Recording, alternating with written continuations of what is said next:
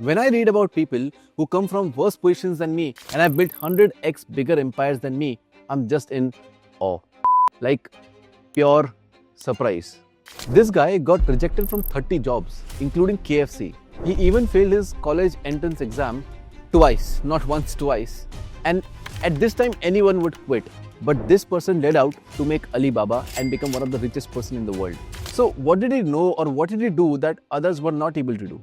As much as I've read about him, learned about him, read his books, his quotes, like done all of that stuff, what I've understood is that he looks at failure, he looks at money, he looks at success, he looks at business in a different way than us. Like one of the things he said is that the only way you fail is when you give up, not any other way. In this video, I'm going to go through all the books, videos, courses that I've seen around Jack Ma, and I'm going to distill all of those learnings in this video and give you all the lessons around leadership, mindset, business, philosophy, everything that led Jack Ma to make a 100+ billion empire. Stay till the end of the video because these lessons are profound and gonna change the way you look at business forever.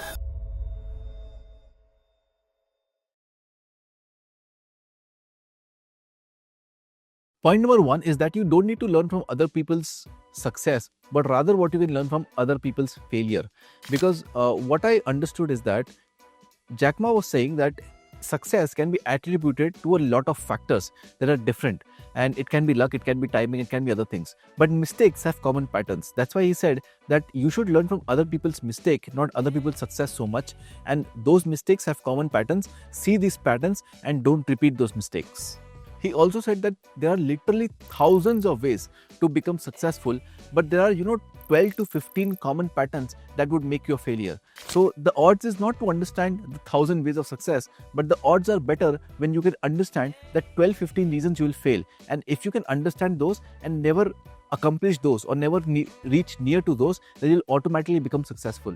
One of the ways of Jack Ma to judge people was that he used to judge people on the way they ask questions, what questions they ask, how they ask it, where they ask it, rather than the answers. We get impressed by people's answers on how do they answer something.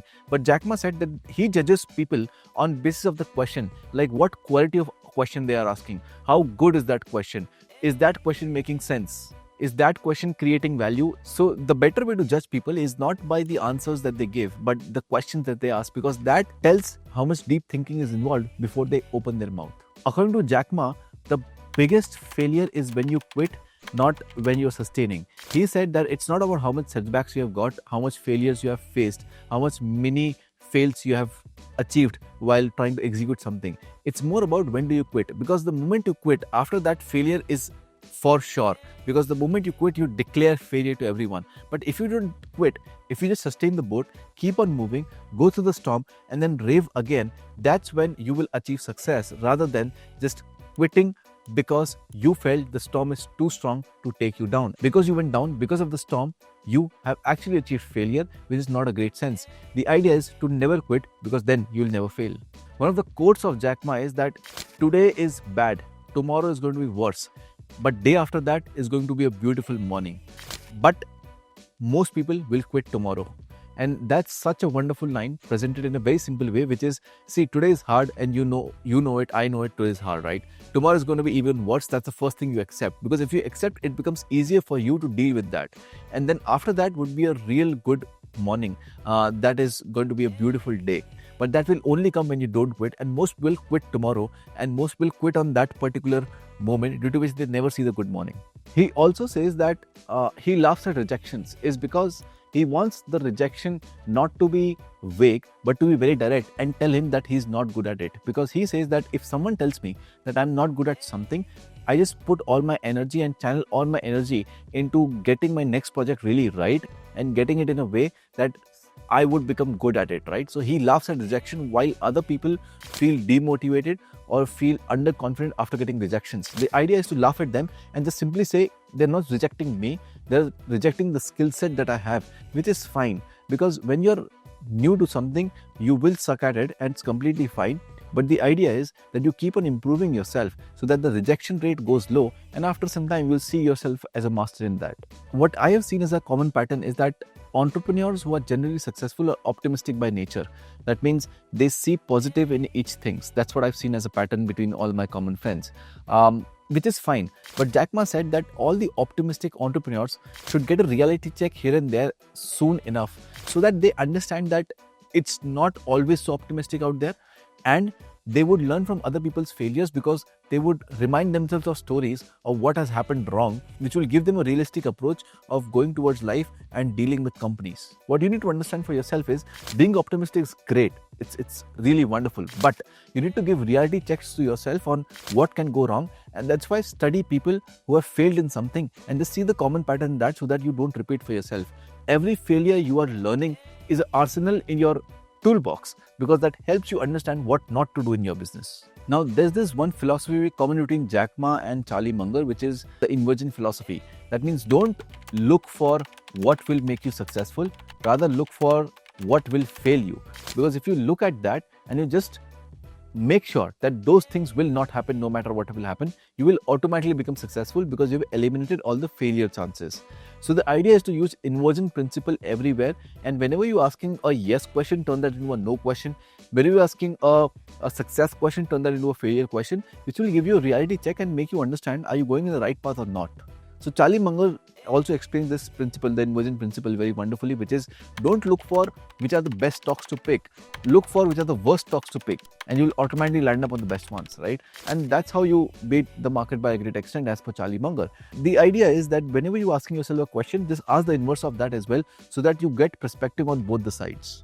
One of the things that I liked the most was perfecting your own strength and perfecting your own product or service, whatever you have, is a great task on its own, right? Like it takes a lot of effort, time, energy, money, everything in order to make it right. But when you have a lot of ideas and you take those ideas on your plate as well, you have too much to work on, and that's why performance of great work will never come. Why? Because you're focusing on too many things, number one, because just making one thing really, really, really good enough is a very difficult task. So imagine when you take everything on your plate, how difficult it would become. According to Jack Ma, customers are first, employees are second, and shareholders are last, right? So you can, just from that, you can understand the weightage he gives to investors, right? People who bring capital on the table, people who bring network on the table, he gives the last leverage to them because according to him, they are the last person to serve to. The first one are customers because customer is the king. Whatever they say is right. And you need to make everything for them and make your company centric to them because customers are the one that will run the company. Customers are what that brings revenue in the company. Number two is employees. That means the people who serve those customers are the most important because if they are not there, the customers will not be supported, and then the shareholders comes the last. While a person who gets a funding recently makes the investor as the first priority, employees are the second priority because if they leave, the business would go down, and third the customer, which is not the right way. He also says that making money today is really very, very simple. Like anyone can make money according to him.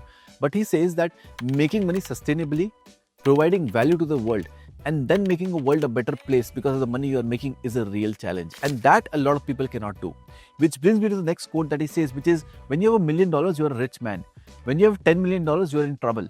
But when you have $1 billion, it's not your money anymore. It's the money of your shareholders, it's the money of your customers, your company, everything combined. And the reason you got that money is because the world thinks that you are better at spending that money than they themselves, which is a hell of a challenge because the smartest people in the world have given you money to manage and resource it and channel it in your company, which is one of the hardest jobs to do. And the reason I said in $10 million you're in trouble is because you'll think of inflation, you will think of economics, you'll think of multiple things. So from 1 to 10, when you reach a 10, you are at a trouble because you're thinking of too many things. And when you're reaching $1 billion, it's even complex because the world is trusting you with their money, which is a big challenge. He also says that nothing breaks a partnership faster than the lack of trust, because once the trust is gone, no matter what amount of incentives on the table, the partnership would fail at sure. And the statistics also say that 70% of partnerships ultimately fail some way or the other. There's one thing that I read, I think in some book, which was like, intelligent people need a fool to lead them. And I was like, what? And when I read the whole paragraph and the whole chapter, then I understood that yes, actually it makes sense, because when you have a bunch of scientists working together on something really complex, then you want a peasant to lead them. And the reason for that is because the peasant would have a different way of looking at things, of understanding things, and he would have his own POV. So Jack Ma said that it's really wonderful to have team members that have different POVs focusing on the same project and concept, which would make it come out even better just because you have multiple POVs on that. One statement that I saw was that we might be crazy, but we are not stupid. And what he was trying to say is that one of the things that Bezos and Jack Ma had in common is that they started their companies because they did not wanted to have the regret that they never started or never took a decision or never took a risk. And this poison of regret inside them made them feel like, I want to push forward, I want to really start something. And Jack Ma, Bezos, both of them had the same reason. And what they were trying to say and communicate is that we are crazy, because they had well-paying jobs, at least Bezos had, and they would have made a great career of that only. But they said that we are crazy, but we are not stupid, because they're taking a calculated decision, but it's a risky one. That's why they're called crazy ones. I read one more of this thing, which was the urgency to act upon some idea is one of the most key factors of success. Because think about this, you got an idea. Now there are three ways you can execute on this. You can execute on today, you can execute after a week, and you can execute after a year or a month. The chances of you really acting upon it and doing something about it is highest when you're on day one. 1 week from now, it dims a little bit. 1 month from now, it dims more. And a year from now, you're just out of the idea. You don't even remember the idea. So Jack Ma said that the amount of ambition someone has is directly proportional to the amount of success they will have. And most probably, if someone is poor, as per Jack Ma, is because of their ambition level is low. And he also said this one statement, which was, if you are 35 and you're still broke, then it's your fault. That's said by Jack Ma, right? So that just tells us that the amount of ambition and hunger you have inside you just dictates how much money you will make in the future. He also repeatedly said that you need to go big or go home. And one of the things he mentioned with that was that even if you're trying to go big and you fail in that, it's fine. It's because you pass that lesson to other people. This is the height of abundance mindset, because he's saying that I am okay to get failed in order to get someone else's succeed. Because if I fail, I'll create a lesson that someone else will learn and become successful in their life, and he's totally okay with that. That is the height of abundant mindset, because he's not just scared about I want this. He's like, anybody gets it, but someone should get it. He also said that if you find yourself, in stress, in anxiety regarding your business, then he said just take some time off, have a recreational time, spend time with your friends and family, have a joke here and there, just watch some stand-up comedy, just do something that gives you that recreational behavior, because he said that stress, anxiety, challenges are throughout the business and will be throughout the journey. It's not something that should stop you, it should something that should tell you that it's time to have a recreational time, just spend some time here and there more to get back to business again and explore more. He said that when you're starting out, you might not have huge credibility, status, whatever it is, due to which you'd not be able to have a bigger brand. But he said that when you're starting out, you have a unique skill set, which is your own advantage. You have to use that unique skill set for yourself, create more advantages, and if you do that for long enough time horizon, you would be able to build a competitive advantage of yours, which you never knew you had, just because you're looking at credibility and status symbols. The mantra for hiring for Jack Ma was very simple. If this person that I'm hiring can become a boss of mine in the next 5 years, I would love to hire them, which I think is a beautiful way to put it out, is because you're betting on really good talent, because that person has a talent to become your boss in the next 5 years. And he also said the reason you need these kind of people is because these people are your source, which you can tap into anytime to get any ideas, innovations, strategies, anything that you want. And that's why you need to have the best people with you when you're building a business. He also mocked his shareholders by saying that when you have great momentum, the investors and shareholders would come to you and be like, take my money, take my money, take my money. But when a real crisis comes, the customers are still paying the company, and the people, the employees, are the ones who are keeping the vision alive. All the shareholders just run away. So he said that's why you have to keep customers first, employees second, and shareholders last. So there's a big debate out there, which is having SMART goals or big, hairy, audacious goals. I always choose the big, hairy, audacious goals, because I'm like, even if I aim for the moon and I land on a star, I'm okay. But he said that your approach should be starting with realistic goals first. And the reason for that is because you have a recency bias. If you took this goal, you acted upon it and you won, then the recency bias says that you are a winner, and that's why acting for the second goal is easier. While if you don't win at this, then the recency bias says, let's say you chose the big, hairy, audacious goal and you don't win at it, the recency bias says you are a loser and you'll not act upon the second risk. So he says, choose goals that are realistic, act on them 2-3 times. Once you have enough confidence, then go for a big, hairy, audacious goal. But the idea is you all need to have a big, hairy, audacious goal at the end, because that's what will make you push further beyond your limits. And this is the last thing that was there, which is he says that we should never finish a 20-year program in 2 years. And I was amazed by this, because I'm like, not finish a 20-year program in 2 minutes? Like Elon Musk says the opposite, complete a 10-year plan in 6 months. And this is what he said, which made me understand what context he was giving.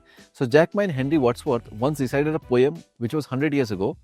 And the poem was something like this: heights of a great man were not attained by sudden flight, but they were reached and kept through hard work while their companions were fast asleep. That means the moment you will have a sudden flight and you will become big, then you will become complacent and you will become half asleep.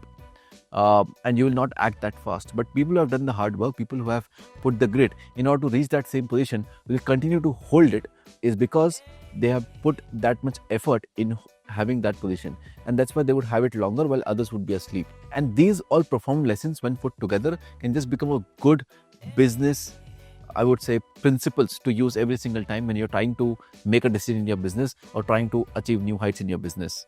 And this is what you consolidate together and what I've learned from Jack Ma that I've shared with you.